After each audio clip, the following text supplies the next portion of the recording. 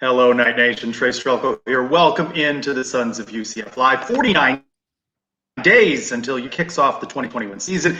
We're talking wide receivers and tight ends tonight. Get ready for a ticket giveaway. Stay tuned for that. And we're answering your questions in the Sons mailbag. Let's welcome in the Sons of UCF, Adam and Mike, a couple of guys that will play you in a parking lot. Yeah, I mean, 2-on-2, whatever you need. I guess Mike and I are ready. Mike will be in a tank top for sure, but excited to be back, Trace. We took a week off last week. I had to get acclimated with all the buttons again, so hopefully this all works out well. Shirts versus skins, I think we got to do. And 7 weeks from now, kickoff. I'm ready for the season to get started. Anything exciting happen today or yesterday? I'm kind of out of the loop. Yeah, well, we're about to get into that, the fallout of this information from Orlando Sentinel columnist Mike Bianchi about a possible series between UCF football and the Gators. But before we do that, I teased it in my walk-in talk. We're giving away some tickets to the Orlando Predators home finale on July 31st at the Amway. Exciting, Trace. Exciting to bring this to the fans of the Sons of UCF. Here's how this is going to work, okay? So throughout the show, we have two, not one, but two trivia questions. I will bring them up on the screen at various times. You should take note of said questions. And what you need to do is come up with the answer to both questions, the correct answer, mind you, and then DM us on Twitter at Sons of UCF with your correct answers. Everybody who gets a correct answer, your name will be thrown into the hat, and we will pick the winners at random. I think we have two sets of 2 tickets. Trace, is that correct? That is correct. And then we will pick those out and announce those next Wednesday. That's right, I said Wednesday, on an all special edition of the Sons of UCF Live. So you'll see the trivia questions, get the right answers, hit us in the DMs, and maybe you win a prize. It's that simple, folks. So that you're going to flash right there at the bottom of the screen. 2 trivia questions. UCF Mike responsible for these 2 trivia questions, correct? These are UCF Mike specials. I think for the audio only audience who may be listening to us, I might read them aloud or at least make an audible noise or something, because if you're listening on audio, you won't see them on the screen. But if you're listening on audio, what are you doing? You're missing us live every Thursday, 8 to 9. Just get there. It's not hard. So pair of tickets provided by the Orlando Predators. I want to thank Gerald, a.k.a. UCF Edits with a Z, for providing these through the Predators. That's the finale for the Predators, home finale Saturday, July 31st against the Carolina Cobras. So a pair of tickets. Throw out the records when the Predators and the Cobras meet, Trace. That is playoff correct. implications, I believe, in that game. Is that right? That's true. This coming weekend, they're playing Carolina, I believe. And so, yes, 8-game season. So everything nitty-gritty time now for the hometown Predators. All right, Mike, you've been out of the loop. The big news, as mentioned, possible series between the Knights and the Gators. The details not formally released. This is Mike Bianchi, Orlando Sentinel, saying 2024 UCF at Gainesville to face the Gators. 2030, the game at UCF in the Bounce House. In 2033, we'll still be doing this show, right? Via this platform back in Gainesville. All right, Adam, what's your reaction to this possible series? Well, my reaction was to get my 8-year-old son into the weight room, because he actually could play in one of these ladder games if I get him in tune. I'm on the fence. Here's the thing: there's some good and some bad. You know, I don't think this is a situation where it's blindly yes, this is fantastic, and no, the sky is falling. The good news is we get to play what I termed as a media influencing team, a team the media will certainly pick up on if we play them. We get a chance to play them and beat them in their home. That's a nice win. We get a chance to sort of continue to establish our dominance in the state of Florida. Those are 2 good things. Would I like that game to not be in 2030 and maybe be a little bit sooner? Sure. I know Bianchi's column words it as being at the Bounce House. I think there's still some trepidation if that'll be accurate. I think people are concerned it may end up at another venue. So that could be a challenge. A lot of folks thinking that these games will be bought out. And when it all comes to said and pass here, because they're so far away. So is that a concern? Sure. Is there a precedent about doing a 2-for-1? Yes, but Terry Mohajir is kind of in a corner. I mean, he's got to figure out games, and at this point, you're not negotiating from an advantageous position. My biggest takeaway is just the takeaway, and that is everybody has an opinion one way or the other, and it just reminds me of the fact that we are in a who won society, right? After the draft, who won the draft? After free agency, who won free agency? After NBA count, who won this, right? And everyone came out with who won the scheduling. the reality is we do not know yet. There's a lot of things to be done. Is this a perfect situation? By no stretch. Is it something that maybe you just have to do? Like I don't want to pay taxes every year, but I just have to.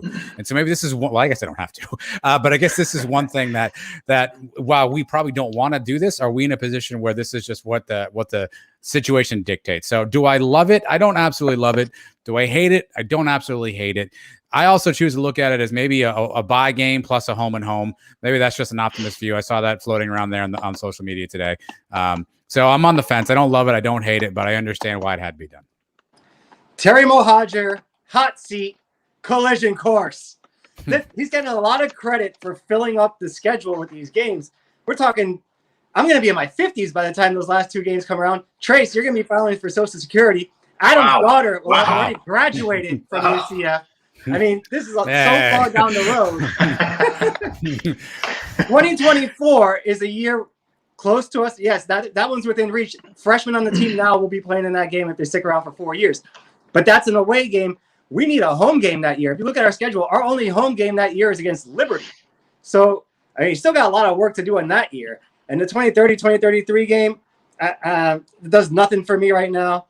It's been clear that the Gators don't need us on their schedule. And now with the new playoff coming out, we don't need them on the schedule anymore either. I would have been fine not signing anything with these guys.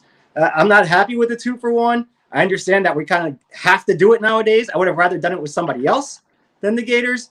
But, you know, we're not going to be able to sign deals with Miami or FSU or anybody else now 1-for-1. That's just not happening. We really set the precedent with this deal, and we're going to have to live with it.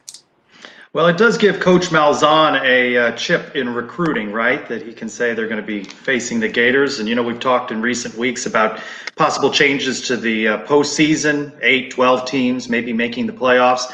What do you think if UCF were to lose a game at Gainesville? Diminish their chances in a playoff structure?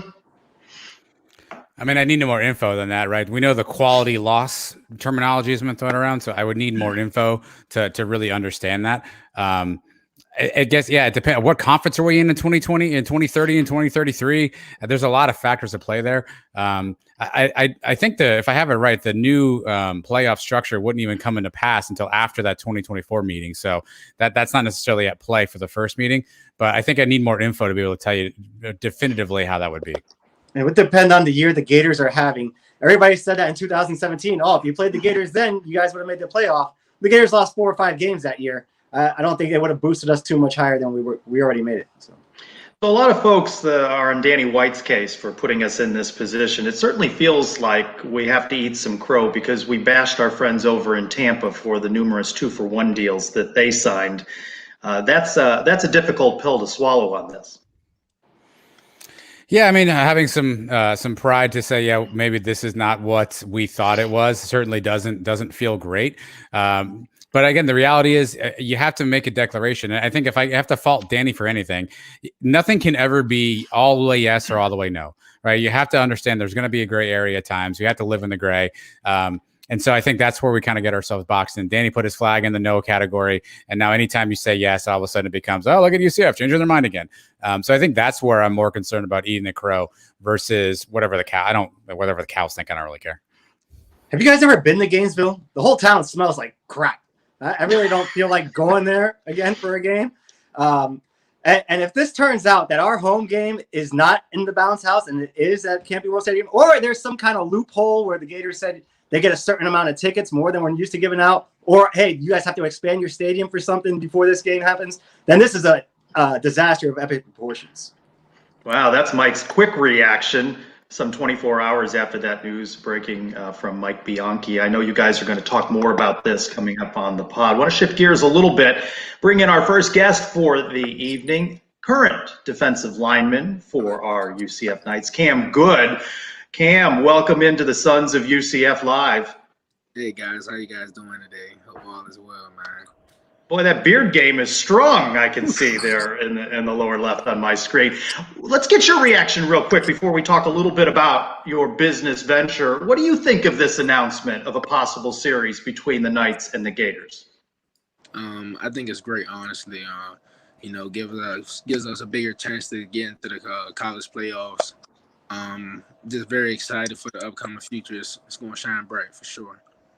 Well, you're making a little bit of news with this name, image, and likeness going into effect. You announcing on your social media a promotional deal. Tell us a little bit more about that.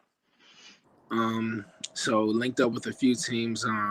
Got Pete's Pop on my side. Got a partnership going with them. Have a little brand endorsement going with a hat company called Lost Love NYC. Should get a few more calls and more partnerships and sponsorships coming my way. So I'm really excited, man. It's really exciting. Well, tell us about Pete's Pop. So I went to their website, Cam, and they list candy, chips, cookies, drinks, soda, snacks. What is your go-to that list? Are you a candy sweets guy? Are you a salty snacks guy? What does Cam Good recommend from a snack perspective? You know, I'm a big guy, so I go with my snacks. You know, more of a snack guy, more of a sweet guy at that. I go for the red velvet Oreos. You know, not many people have it. You know, it's crazy, man. Make sure you guys go pick it out. That sounds pretty delicious to me. How did your relationship with these guys come about? Did you approach them? Did they approach you? So I had followed him for a long time already, and it just hit me one day to DM him and reach out. You know, I knew it was a lot of college players going to be reaching out all day, but he said I was the first one to hit him up, and so he was going to take me seriously. And I was like, hey, it's just a blessing in disguise. As this has evolved, what's been the conversation between you and your fellow teammates about this? We've seen various players announce promotional deals. What do you guys think of the opportunities that come with this? It's a blessing, most definitely game changer. Allows a lot of players to get a penny in their pocket, and really just excited to see everyone grow and enjoy this new opportunity that we have presented. Well, speaking of new opportunities, Cam, obviously a lot has changed since the last time we saw you on the football field. New coaching staff, a whole new regime. What's been the vibe from you and the teammates so far as Gus and the new staff has taken over? How much are you guys enjoying the opportunity to kind of start fresh and play for Gus and that team? It's most definitely exciting. New energy, new environment. Really can't put it to words. I just can't wait for September 2nd so you all can see what we've been working on. You guys have a new strength and conditioning coach, Coach Dawson now. How different has the training been in this offseason compared to the last couple of years? Coach Dawson is amazing. He's remolded our bodies. We're in better shape. It's just a new energy coming in and a young staff that's ready to work with us and get us better to win that championship. You know, we got the same goals. We got the same motto, count on me. And there's most definitely put us in position to work and challenge each other. So we truly have to count on each other to get through these workouts and just build as a team. I know players don't want to make excuses, but take us a little behind the scenes. The impact of COVID on last season. What don't fans understand about the rigors that you guys have had to go through and the impact that COVID had on the season? A lot of challenges, and a lot of people don't see losing teammates during the week, out for 2 weeks, or just being in close contact, being around someone. It's a small space. We're always together. So it's like losing 4 or 5 people a day. So a lot of fans going to see a new team. You know, we have a lot of people vaccinated and people are going to get more vaccinations soon. So we're all set. We're all together now, masked up. Some people without masks because of vaccinations. It's just it's a different energy. You know, it's more unique that we've learned about the sickness and we're able to be protected more. So it's going to be real exciting this year. We're all together. We're not losing people. Yeah, man. Well, speaking of exciting, your new defensive coordinator, T. Will, seems like a human Red Bull. I think that guy moves like 23 and a half hours out of a 24-hour day. Always seems to be moving around, smiling, bouncing around. What's it been like to have him? And have you ever seen him turn? Does he sleep? Do you know if he actually does he ever close his eyes? It doesn't seem like he does. Hey, wide awake. Every moment of the day, wide awake. 5-hour energy by the second. You got Kalia Davis coming back this year on the defensive line. We've added the big cat. We've got Ricky Barber joining you now. Getting to see these guys in the spring, how much different do you think the defensive line is going to be this year? Most definitely revived. You know, it's really crazy how we reloaded, got so many pieces, and one of the big shout out to the new guys that came in, giving game, giving us new moves, giving us ideas that we really didn't generate in our head before. Just seeing the game from a different perspective has really helped us bond also, because we're giving us the more, how can I put this? They're giving us the skills pretty much. As simple as that. They're giving us the skills and giving us a different view. And it's really exciting to be able to come from a different conference and a different talent and be able to give us that. So really excited. With some open practices in the bounce house, of course, the spring game, fans got to see the team a little bit, but may not know some of the younger guys. Who stood out to you so far? Some names that pop that we may see make a difference in the fall. Everybody. It's so crazy how the younger cast came in and was so impactful. Seeing Caden, seeing Tyvis, seeing all these young cats do some of these things is really crazy. They came out of high school and was college ready, and it's really crazy. Sometimes I have to ask them, "You're a freshman, right?" Or see if you a transfer or something, because it's crazy with the stuff they're doing. So it's almost every one of them. Ken, we've seen on social media some pictures of facilities upgrades. We saw the football offices get some new screens, some new pictures in the hallway, and then this week we saw that the indoor practice facility got some new turf. How excited are you guys about some of those facility upgrades? We need it, man. It was a blessing, man. I'm not gonna lie, the new AD came in, he did his thing. I'm just happy that we have someone to provide to us and to help us. What are the biggest changes we can expect on the defense? Are we looking at different schemes? Are we lining up the same, or what can we expect to see? You can expect to see a defense that's energetic, something that sticks out. You're going to see your big men running to the ball. You're going to see your DBs flying to the ball. You're going to see your linebackers coming, scraping, and making plays. It's just a different energy, a different vibe on the team. We really, in the offseason, we try to achieve goals. We try to achieve goals in the field and the weight room. And we go out after we celebrate. And that's something in the past we really didn't do as a team. So now that we do it as a team, it's just a blessing, man. I can just see the camaraderie, and I can see the energy has changed in the building. Fans love watching the high-flying offense, the UCF fast, but many of those drives, they weren't on the field for very long. What's that like to be a defensive player and know, look, hey, a minute and a half, we're back out there? Hey, you got to be prepared, quick turnarounds. We go through those a lot in practice, a lot of scenarios, so we kind of used to the situations. All right, in the spring game, we saw your fellow defensive lineman, Kalia Davis, get a handoff. He was running some Wildcat. You tweeted recently, and I'm going to quote this, that people are trying to tell you you're not going down as one of the best running backs in youth football. Are you lobbying Malzahn? Are you going to get a carry this year, Cam? Can we get a Cam Good in the backfield this year? I don't know. We got Boise State fans in the chat, so I can't really say too much right now, man. But just know we got some big stuff coming. Speaking of that Boise game, it's now under 50 days till kickoff. You guys have a countdown in the locker room. How excited are you guys getting, and how much film study have you already started doing on these guys? To be honest with you, we really don't even get into it yet. We don't count the days down, because at the end of the day, Boise State is just one game in front of us, and we have a whole season. So we don't want to spend all our time stressing over one opponent when we got a whole season to go through. So we go by the motto of champs, and that's all we worry about. We get one glimpse of Gus Malzahn, media, fans, but what's he like with you as players? What side of him have you seen? Tell us about some of the conversations that you may have had with him personally. What's he like?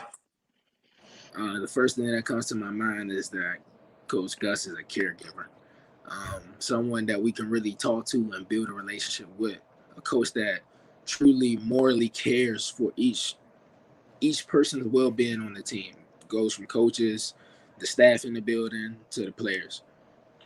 Sits down and wants to be able to have a relationship where he can speak his mind to you and that you can accept it and you can really understand that it's coming from a great place. So, a great guy.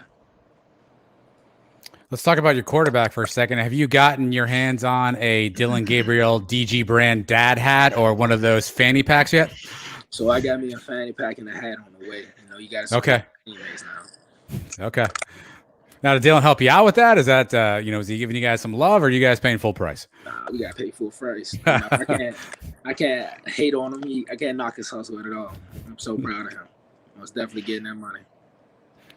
Are we going to be able to work in any game day promotions for you with Pete's Pops? Say every time you get a sack, maybe somebody gets a sack full of candy or something like that. Most definitely gonna have some deals in the futures. Most definitely. If I get 5 or 4 TFLs, most definitely. That sounds pretty good to me. Maybe we'll see something from the entire defensive line. We've seen the women's basketball team inking deals, big deals. So what do you think about that possibility? Something collective with the D line. If the opportunity is ever presented, I'd be more than happy for us to do it all together, so everybody get a piece of the penny.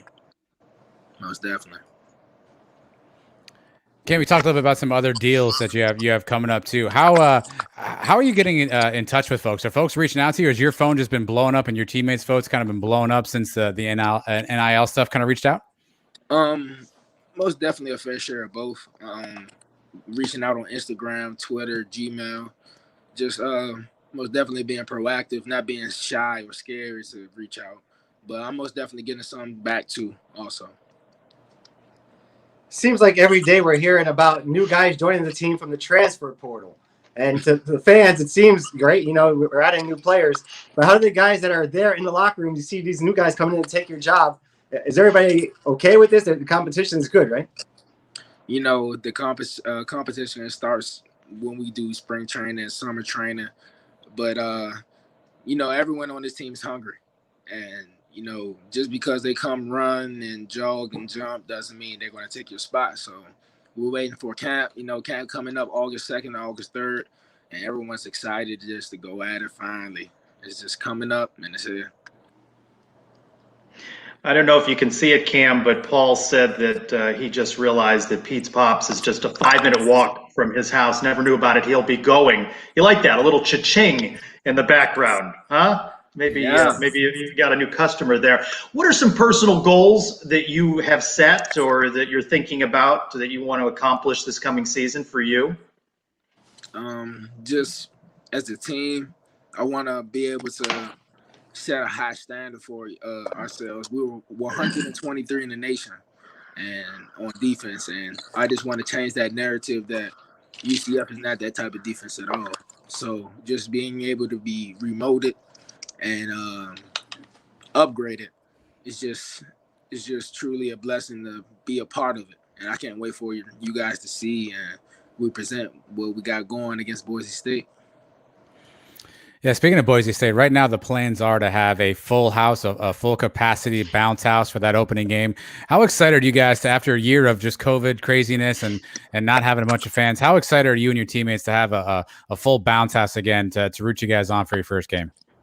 Honestly, I'm thrilled because I only had one full season with the true bounce house experience, and of course my teammates thrilled to have their families back, full capacity.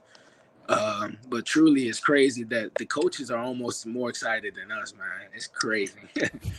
Most definitely excited to see what's going on. They don't believe that the door is shaking in the locker room. I just can't wait to see their faces.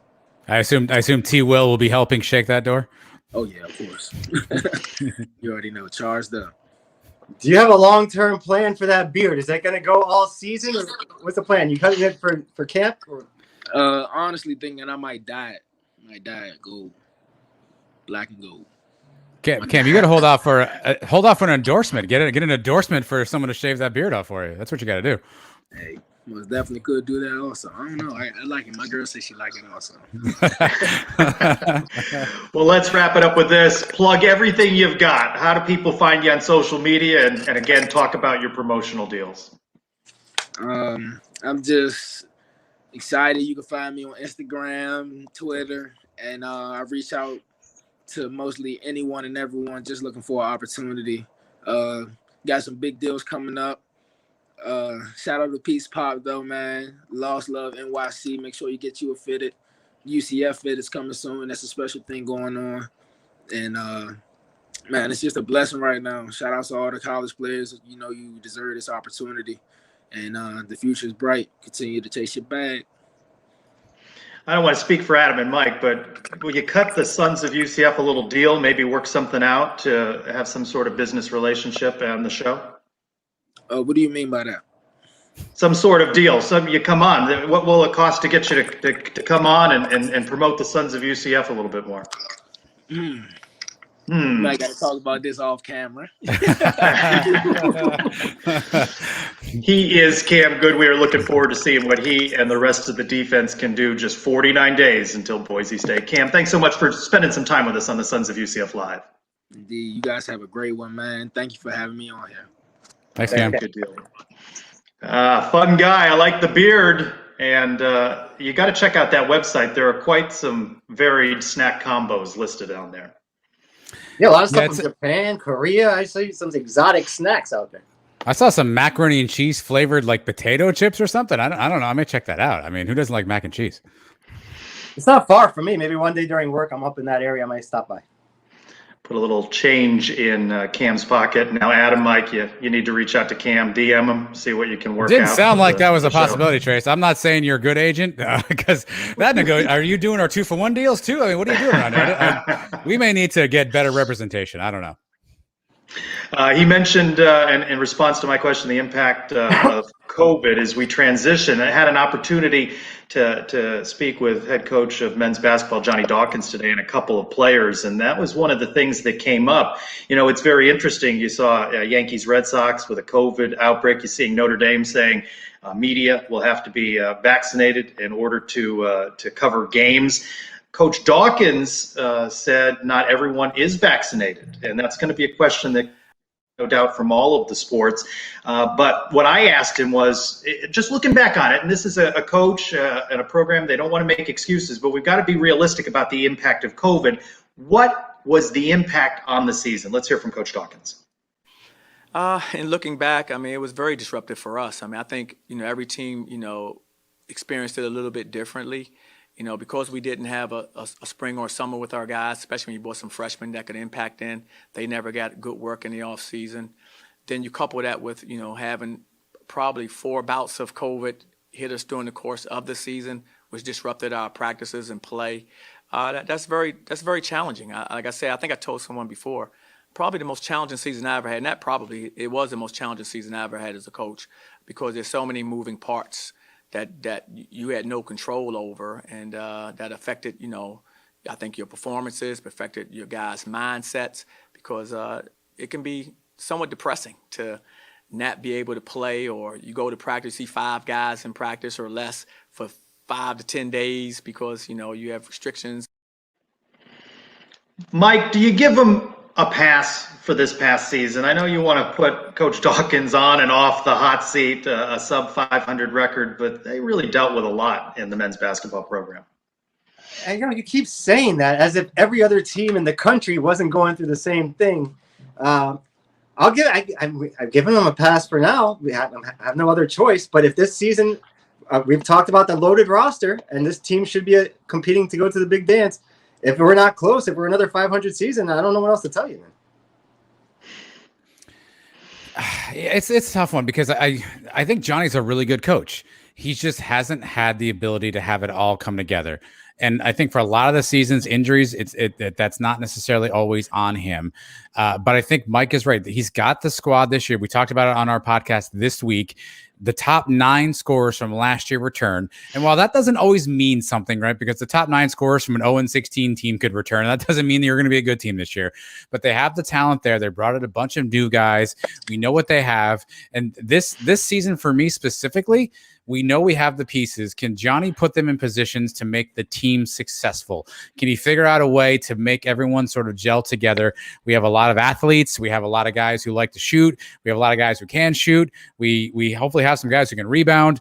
How do you put it all together? It's not as simple as just rolling the balls out. Team USA in the Olympic world is finding that out right now, going 1-2 an exhibition play. You can't just roll the balls out with 5 really talented guys and hope you win. I think this is Johnny's year to put it together and let the chips fall where they may at that point.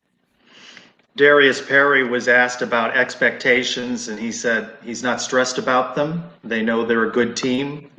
Both he, Isaiah Adams, and Coach Dawkins feel they can compete with the Houstons and the Memphises of the league. I know we haven't studied rosters of these other teams, but do you think that gap has closed? Is this a team that could win the AAC? I know we're talking March Madness. I mean, what are reasonable expectations? You know, you want them to contend, but is that gap between a Houston and a Memphis just too great to close in one season? I don't think so. We see college basketball do this all the time, Trace, right? You see teams turn over. Obviously, Houston made a Final Four run, so you got to suspect that they're going to be talented. Memphis retained Penny Hardaway. He thought about the Orlando Magic opportunity, turned it down. In my mind, in the conference, we at least need to be in the semifinals for the American Conference Tournament. At least a semifinal berth. Put ourselves in the Final Four to get into the conference, which hopefully means we have a good enough record to be propelled or be a bubble team for the NCAA tournament. Anything less than a conference semifinal, I'm not here for. You mentioned Houston and Memphis. Wichita State won the regular season last year, right? And we lost to them by 1 point in both of those games. Games I think we should have won. I think we blew one of those for sure. So, I mean, the talent is there. We got to do it now. This is his roster. Remember, the team he went to the dance with was mostly Donnie Jones guys. So he's got his own team now. He's got to do something with it. Let's talk about that ticket giveaway. Orlando Predators. Adam, flash that question back on the screen. And for the folks that are listening to the audio replay, which former UCF Knight was the MVP for the Predators in the Arena Bowl is the first question. And send a DM to Sons of UCF. You got to have both right, Adam? You said that off the top. That's you correct. Both answers correct. There are 2 questions, so that's which former Knight was the MVP. That's a tough question, by the way, Mike. Mike, very good at researching questions. And what was the other question? The other question? Well, I haven't flashed it on the screen yet, Trace, but if you'd like me to now, since you just teased it, I can certainly do that. What year did the Predators play? Yeah, go ahead. Yeah, what year did the Orlando Predators play their home games at UCF Arena? So those are your 2 questions. DM us at Sons of UCF with the correct answers. Everybody who gets those right, we will then put your name in a hat, and you have the possibility of winning 2 tickets to the July 31st season finale game. And if you do, Trace, I think our next guest may just be there with you, but not like you might think he will. You set that up beautifully. Let's bring him in. He is kicker Dylan Barnes. You remember him a couple of seasons ago for the Knights. He is with the National Arena League's Orlando Predators. And by the way, Special Teams Player of the Week. Dylan, welcome into the Sons of UCF Live. How y'all doing? Doing well, doing well. What contributed to that? I saw some video, the kickoff, and I'm familiar with arena football. I've been going to Predator games for years. You kicked off and you kicked it through the uprights, and that's worth some extra points. Help us understand that. Yeah, so it's actually funny. So I've been going to arena games for a while myself, and never really, I guess, thought about it until I was told to do it when I signed on Thursday, and it's worth 2 points if you hit it through on a kickoff. So really, when you score a touchdown, you can ultimately make 3 points with the extra point. I mean, you're looking at a field goal technically opportunity just by scoring a touchdown in the equality of points. So. Dylan, how did this opportunity come about? How did you end up as a member of the Orlando Predators? Actually, I had some contacts with them,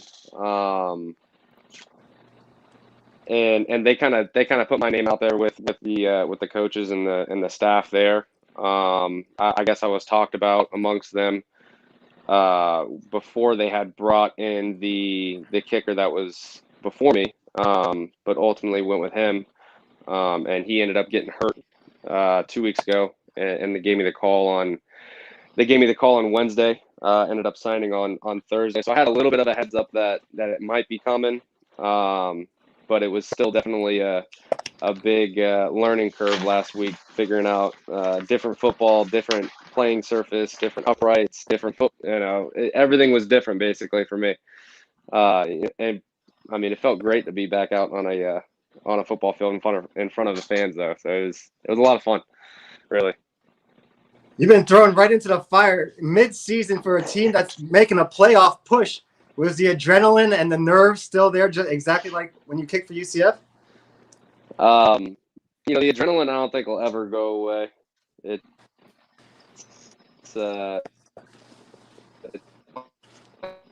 football. It's a lot of fun. It's in the mouth. I mean, first kick, but after that, it was just like clockwork, getting back into what I was doing at UCF. So, it's been so much fun, and the amount of support that I've gotten from everybody, Knight Nation or friends, family, has been absolutely incredible and overwhelming. So it's been awesome, really. You mentioned a learning curve there for folks that are not familiar with the indoor game. Those goalposts aren't the same size as they are in the bounce house, are they? Not even close. I believe they're actually half of what they are in the bounce house. They're 9 feet wide. So it's a little bit different than what I was used to, but still, it's you aim for a small target. This one actually just happens to be a bit smaller of a target than than your traditional field goal. So. And let's not forget the target's inside of a basketball arena. So what challenges do you have kind of kicking from a giant stadium like the Bounce House or some of the other stadiums you played in to now kicking in a basketball arena indoors? Is there things you have to do differently? I mean, the surface is the biggest thing. I mean, going from playing on grass or turf your whole life. I mean, that was the first time I had been on that type of surface kicking on it.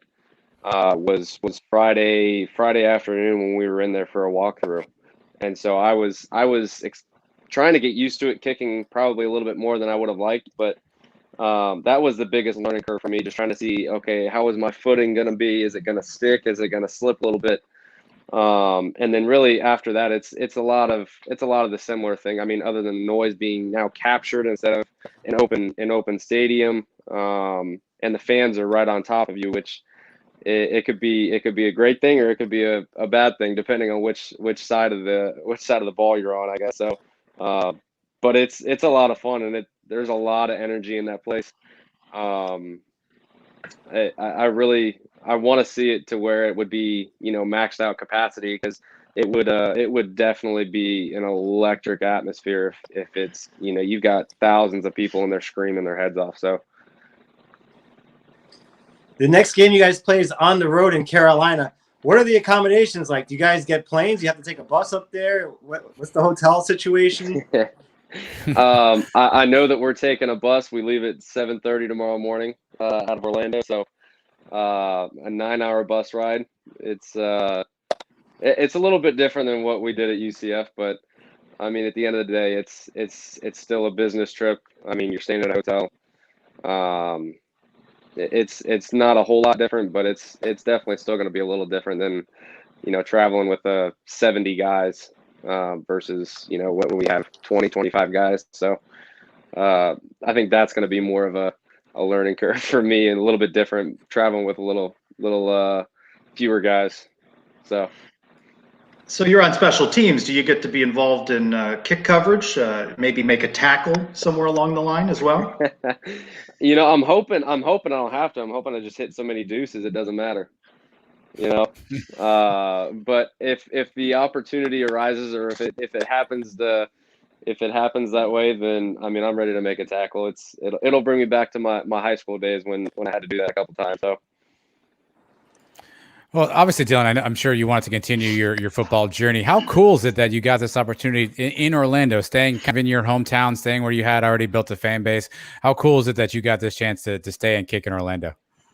Oh, I mean, it's home, really. I mean, I'm still living at the same place that I was. I'm still around the same people that I've been around. I'm still kind of doing what I've been doing day to day. It's just now I've added a whole another element to it, to where I'm practicing with different guys and playing, in the M-way.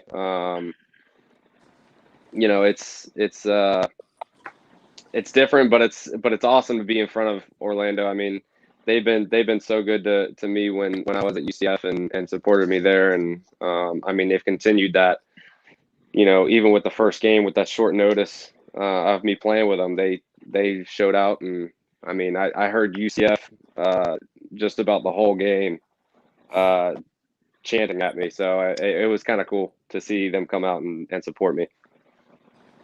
The last time we talked to you was one of the pregame shows. You were at the UCF home game. How excited you were for the season to start now? You got your tickets, or you got everything figured out for this season? Yeah. I mean, I'm hoping to let some guys back on the field again, and hopefully be down near the action. But if not, I've got some tickets lined up, and I'll definitely be there, especially for Boise. That's going to be I think that one's going to be a crazy atmosphere, just because we're back to full capacity. I think Night Nation's really hungry to get back out there and support everybody. And I mean, how can you not be with the excitement that we've had around the program with the whole new coaching staff. Gus he's brought a whole bunch of excitement back to the program, and he's bringing in some big time recruits so far. I mean, he's doing a phenomenal job. They're doing a phenomenal job recruiting and trying to get the best guys here. And I mean, with the facilities, they're upgraded the turf. I went and saw that actually yesterday, and it's so sky's the limits for this, and I'm super excited to kind of see what with all those guys. But I think it's going to be a great year, and the program I think is in great hands going forward. You talked about the support of family and friends and Night Nation. I think I saw a couple of UCF football players at that last home game. Dylan Gabriel, maybe Cam Good, I think, was in that photo. Did you get a chance to talk to those guys? Yeah, very briefly. Very briefly in pregame, I said what's up to them, and to have them come out, even some of my special teams guys, they came out.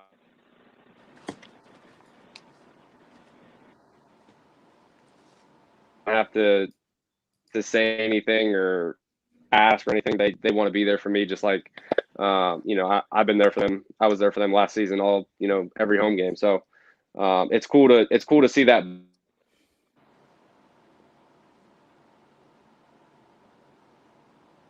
It means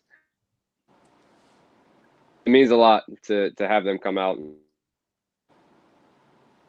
I think we're losing Dylan's connection. So, Dylan, I think you're frozen there. We are going to congratulate you on being the NAL Special Teams Player of the Week. Good luck at Carolina, and good luck trying to guess these trivia questions that our viewers are trying to guess. I know you don't need tickets to the game, but we're giving a pair of tickets away. Dylan Barnes, continued good luck with the Orlando Predators. Keep following that dream. Thanks, guys. Appreciate y'all. All right, thank you, Dylan. Good time to flash those trivia questions again, Adam, and give everybody an explanation on what they need to do to win. You need to answer this question here. Which former UCF Knight was an MVP for the Predators in an Arena Bowl? And what year did the Predators play their home games at UCF Arena? Answer both of these two questions correctly, and do so by giving us a DM on Twitter at Sons of UCF.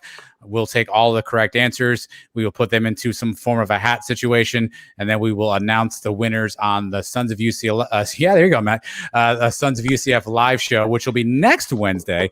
So tune in next Wednesday. We will announce live the winners of the tickets. So again, the two questions are on your screen here. I've said them a few times verbally if you're listening on audio. So find our DMs, watch the replay, whatever you need to do. Here are your questions. Predators tickets for Dylan Barnes and his team are await you. And Trace, I wonder, I saw in the show notes you provided that he was Special Teams Player of the Week. Do you get a trophy with that? Is there a belt with that? Or is it just an email? What comes with the NAL Special Teams Player of the Week? I don't want to speak ill of the NAL, but the bus trip that they're leaving on 7:30 on Friday morning, I'm going to guess that there may not be a big trophy that goes with that. Perhaps they get one of those Sons of UCF hats. That may be an idea. You know what? I don't know. I will DM Dylan, Mike, let's get Dylan Barnes a Sons of UCF hat. Just and a handwritten note. Congrats on the Special Teams Player of the Week award. I'm down. Yeah, he's been on the show a couple of times. So friend of the program now, Dylan. Yeah, you can get a hat. I have a few laying around still. I asked on my Twitter at SignPez this week's big question. Going into the 2021 season, which position group on offense do you have the most questions or concerns about? Offensive line, 41%. Wide receivers, tight ends, 30%. And a couple of the comments that we received at Sublime_Night. Offensive line makes all the others look good, parentheses, or bad. And at 911_black_gold, I'm going tight end, wide receiver, because we haven't used a tight end for 2 years. So we previewed last week that we'd be talking about tight ends and wide receivers. Guys, what do you think? No Marlon Williams, no Trey Nixon. There are some changes in that position group. Would you have voted for them as the area that you have the most concern about? Yeah, so I think actually I would invert a lot of this. I think offensive line, we have pretty much the entire core is back. And so we have guys who are talented. We have guys who have played before. My hope is that schematics will help make those guys different. But you look at the wide receiver core, reality outside of Jalen and outside of Ryan O'Keefe, not a lot of guys who have caught balls, at least for UCF. I know we have Brandon Johnson from Tennessee, Nate Craig Myers. So we have some guys who have definitely played elsewhere, but we have a lot of guys that we haven't seen play before. And I don't think the QB at 5%, I saw somebody on Twitter, I think it was UCF, I think it was Ron Johnson, who was commenting and asking if the person who voted for QB had any sort of cognitive test completed recently. I don't think that's out of the realm of possibility, because outside of Dylan, we know we have guys who are okay. But if your question is, and as a Reddit here, what are you most concerned about? If Dylan Gabriel, breaks a thumbnail and is out for a series, I don't know who's coming in, and I don't know how they're going to do. So I actually might invert this. I think the O-line, while they struggled last year a little bit, I think we have the talent there, and we have a lot of returning guys that maybe if they get coached up differently will be different. Same with running backs. We've seen Montavious Thompson. We know what he can do. So I think I feel good there. I actually might invert this and go wide receiver and quarterback. I think the offensive line is probably the most experienced group, right? But was it last year or the year before? I think it was last year where we said this might be the best offensive line we've ever had. Mm-hmm. And they weren't really that good. So hopefully now the experience and the change of offensive play and style is going to make everything different. But with the receivers, Jalen Robinson's got to be the leader of that group, right? He's the guy. He's already got the chemistry with Dylan Gabriel. And then you got the 3 guys that are transfers that we haven't seen anything of. Nate Craig Myers, Brandon Johnson, Deontay Marks, you forget about, came over from Florida. Who knows what these guys have? I like Amari Johnson. I think he can be a breakout guy this year. We've seen him. He's an explosive player. He's got speed. He's not afraid. He was returning punts at the end of last year, so we know he's not scared for any collisions, things like that. And then, of course, Ryan O'Keefe. Ryan O'Keefe busted out a little bit last year, showed his speed. If he can build upon that and take another step up this year, I think he'll be in good hands at the wide receiver position. A name I left off the list in the show notes was Notre Dame transfer Jordan Johnson as well in the mix. So it's interesting to see who emerges, right? We know what Dylan can do with that home run ball, and guys like Jalen Robinson can catch them deep. But as this offense diversifies and he hits those short, medium passes and over the middle throws, who's going to emerge there? I do like Brandon Johnson as a name, and I'll tell you what, I want to see Ryan O'Keefe succeed. I've met and talked with this guy. He is a class act, a speedster. What about tight end position? We are blessed that you have Jake Hescock coming back, so you have experience in that position group. Yeah, obviously Hescock is kind of the gold standard. I think it was his 6th or 7th year in college. I don't know if I have that track officially. He's on the He's going for the Kulubiali, yeah. He's on the Cougs education plan. We saw Charlie Browder get a lot of balls thrown his way in spring practice, and so I think he's in to watch out for as well. And Alec Holler is another guy that was out there a ton. I think maybe more of a blocking tight end, but you definitely saw him out there as well. I think Charlie Browder, a young kid, I think he's probably the future of UCF.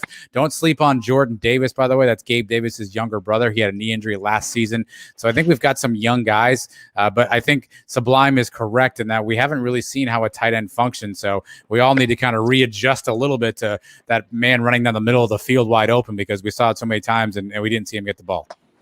Hescock is going to be huge for us this year. Boy. Here we go. Here we go. He's got to be the biggest benefactor of the coaching change, right? Because he was out there and really not utilized as much as he should be. With the size he has in those goal line situations, I got to think Malzahn sees that and puts him in play a lot more this year. And the key is who can block. Because now if we're going to shift into more of a power running team, your tight end's got to be able to block too.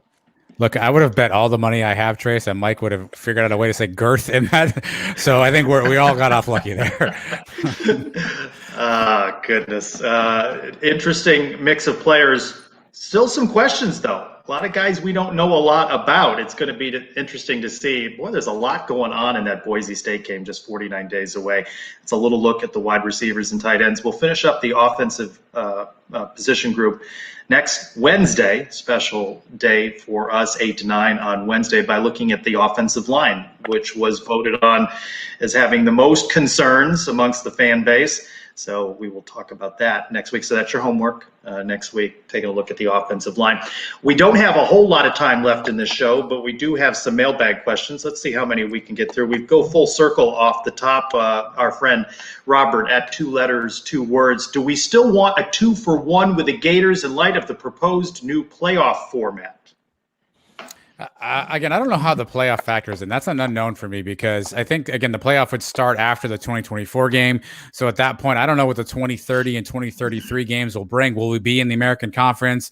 Where will anything happen at that point? So I've got a big I don't know on this one. I guess I'm not allowed to say that when I have a show that I'm supposed to have an opinion on. But I don't really know. And I don't think anybody does because whatever the playoff ends up becoming is a crapshoot overall. So IDK on this one. The playoff contract right now, I believe, goes to 2026, but there were rumors that it may start as early as 2023. So it may be a factor here. We may play the Gators at home in a playoff game before that 2030 game comes around, the way the playoffs are going to be structured. So anything is possible with these things. I don't really like it. I don't like it because it's the Gators. I don't like it because it's the first thing that was announced. Who leaked it to Bianchi? Was it us? Was it them? Who is it good for to get this news out there? And Mohajir's got to have another deal, I think, in place right now. Maybe the timing of the way things were released, it's kind of rubbing me the wrong way. If it's Bianchi, probably leaked on the Gators side. At Ruckus Night 15 writes, over the past half decade or so, branding national platforms have risen thanks to Dr. Hitt, Danny White, Coach Frost, Coach Heupel. Do you think we needed the groundwork set so we could hire a proven high-profile coach in Gus, and now recruiting and even more success on the field that will follow? I think that all of those things have laid that groundwork. You can go back even further than that with the success of Dante Culpepper, George O'Leary. These are all building blocks that make a program a success. Yes. Exactly. O'Leary, the on-campus stadium was a huge effect. The fact that the fan base has grown exponentially over the last 10 years and is going to continue to go in that way, all those factors are part of it.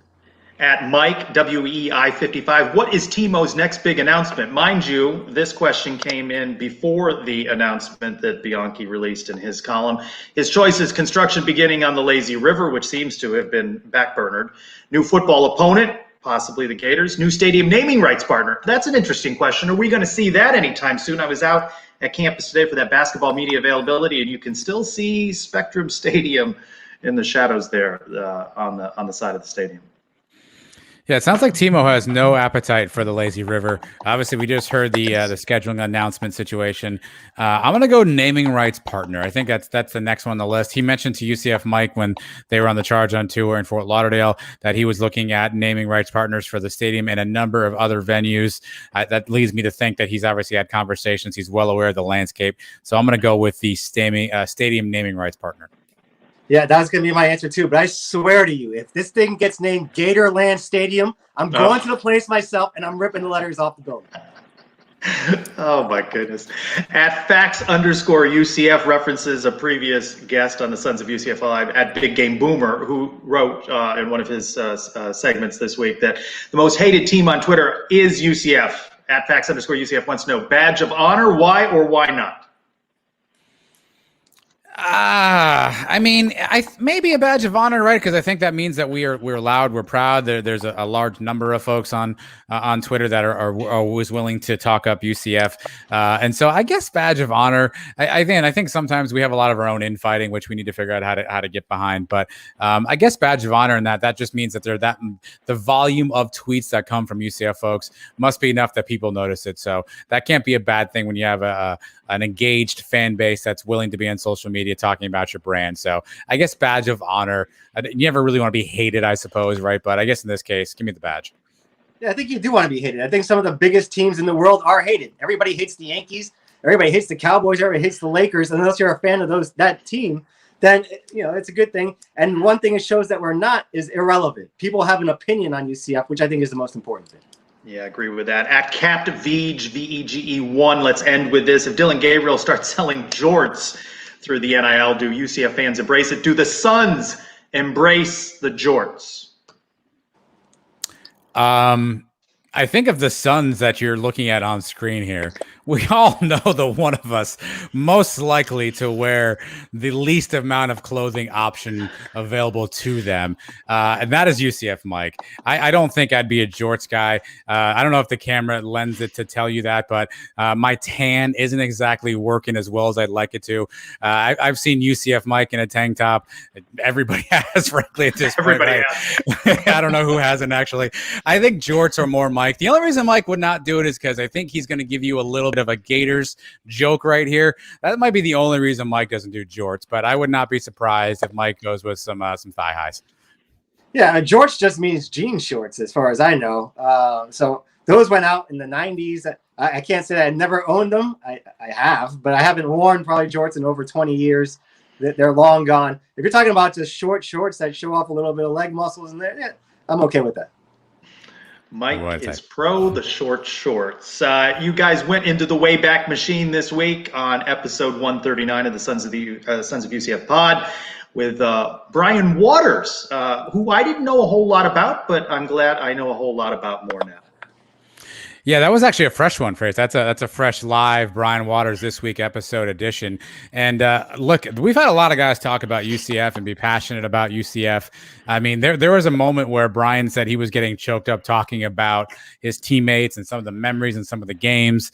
And I think you heard the passion that he had and the way he played the game and what was important to him. And he spent a lot of time. He spent probably more of the interview talking about how much he loved Jeff Godfrey versus how much he liked his own career. And so if you need just an uplifting conversation, if you've had a lot of maybe a bad week and you just want something to stroll down memory lane, Brian Waters is a fantastic listen. He's coaching now himself, so you can tell he's kind of got a passion for what he's doing next. It was definitely good to catch up with Brian and maybe bring a tissue or two. I don't know, because there may have been a teary-eyed moment that comes up throughout the show.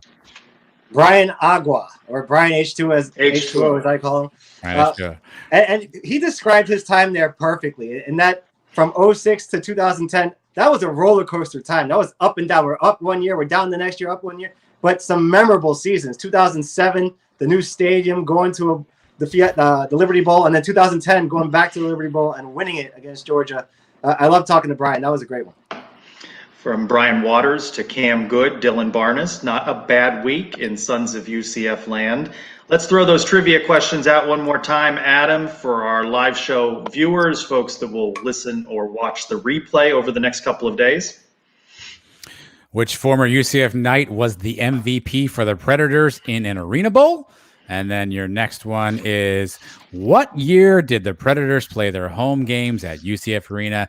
Again, all you need to do is send a DM to Sons of UCF and have the two correct answers. We will then put your name into the hat, and we'll pick a winner at random. I'm looking at one right now. I don't know if I should reveal this, but our good friend from 2 weeks ago, rather, Joyce at Rejoice Nights. You have both correct answers, by the way, Joyce. Ooh. So you are now entered into the drawing for the tickets. So we at least have one person winning tickets. If you think you know the answer and you want to spoil Joyce from getting her tickets, get into our DMs with the two answers again. Home games at UCF what year, and who was the night that was an MVP in the Arena Bowl? If you've never been to an arena game, they're pretty exciting. They're like it's like tennis football. It's a touchdown, touchdown, touchdown, touchdown. We went to one time while we were in school up there. It was a good time. You go out and it's a nice night out. Want to thank again the Orlando Predators and Gerald, aka UCF Edits. Give him a follow. Give the Predators a follow on Twitter. Programming note: we've mentioned it a couple of times. Wednesday, 8:00, Sons of UCF Live instead of Thursday. I have tickets to Orlando City on Thursday. Can't do both, so we'll record or be live on Wednesday. And a shout out to one of our favorite fans. Happy birthday this coming weekend, Britt. Britt, happy birthday to you. We appreciate all of your support. Guys, not bad. Cam Good, Dylan Barnes, ticket giveaways, and Mike will wear the short shorts. These are our takeaways from Sons of UCF Live, episode 25. We've done 25 of these. Not bad. I can't count these two. I'm already counting the others. I can't count these two, Trace. I'm going to need you to do that for me. None of these are mothballed, though. These all exist at TwoNightsMedia.com. That's oh, look at you. Look at you. All right, you're back as our agent again. After that, you have now redeemed yourself. You're our agent. starring. Only 6 more of these, and then boom, kickoff time, right? Yeah, 49 days until kickoff. We got a lot more to get ready for the upcoming season. Offensive line, we'll be taking a look at you next Wednesday. Guys, it has been fun. Thank you so much for watching and listening. For Adam and Mike, I'm Trace Trelko. Go Knights! Georgia! Charge on.